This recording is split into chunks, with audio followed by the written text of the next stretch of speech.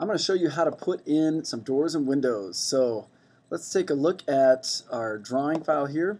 One of the first things that you need to do is click the architecture, and then I'm going to choose door.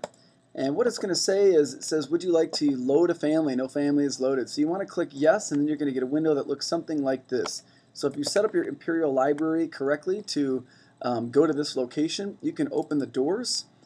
And from here, there's a lot of different options. This is just an opening, it's just a cutout.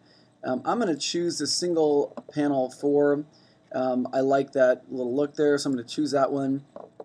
And then I can select which size door I want. So I'm going to choose an 80-inch.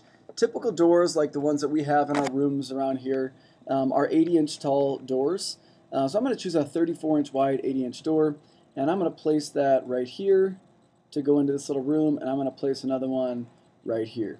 Now you can see that the way these doors are opening is no good, and furthermore, this distance from here to this wall probably not very good, because you remember when we framed, there's structural members here, and you need to leave room for trim. So we're going to slide this over a little bit. If it's a 30-inch door, 15 inches of that are taken up right here. That only leaves 5 inches left to the center of this wall. So that means there's only probably about 2.5 to 3 inches there. So anyway, that's not really going to work out. I actually want this a little bit closer to this edge, and that should give me a pretty good gap here. I like that it's opening in to this little work area here, and this might be just another little storage place for whatever I want to have in here, chemicals or something like that. This door, I don't like that it opens out, so I'm going to click the arrows to move it in and then have it open against this wall. And I'm going to make this set at 2 feet 2 inches. So if I actually just click this, I can type in 2 feet space 2 inches, and it will line it up for me. So now that my doors are in, I want to show you how to put in some windows. So we click the architecture tab. I can click window, and it'll say, would you like to load a family? Since I've already done it, it's not asking me that. So I'm going to click load family, and just to model how to do this, and select windows. And all of these here are your options. If it says opening, that means there's no glass in it. It's just an open area here.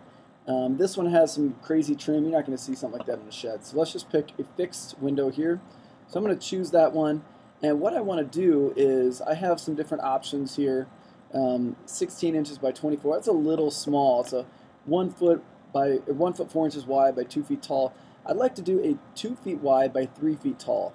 Well, I don't have that option. So if I edit the type, I can duplicate this, and I'm going to choose to name this 24 inches, and I'd like you to do this too, 24 by 36 inches.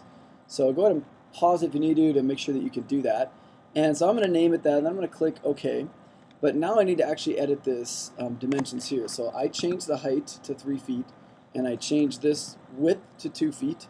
Now my sill height, that's where the bottom of the windowsill is. I don't really want it down at 3 feet, because then it's only going to be 6 feet tall total, and I'm 6 foot tall, so I wouldn't be able to see out of it. So I'm going to actually raise my sill height 6 inches.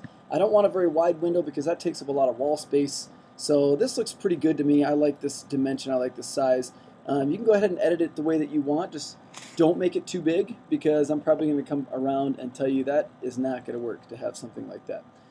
So we have this edited, and now I'm going to place some windows. I wouldn't want to put one behind a door, so I'm going to put one maybe on the front here and add a little bit of light in this.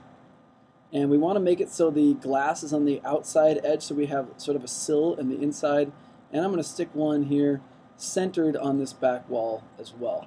So I kind of like the way those are placed. If you click view, you can view it in 3D, and now you can kind of get a view of how that really looks for you. So that's what you need to do to place doors and windows.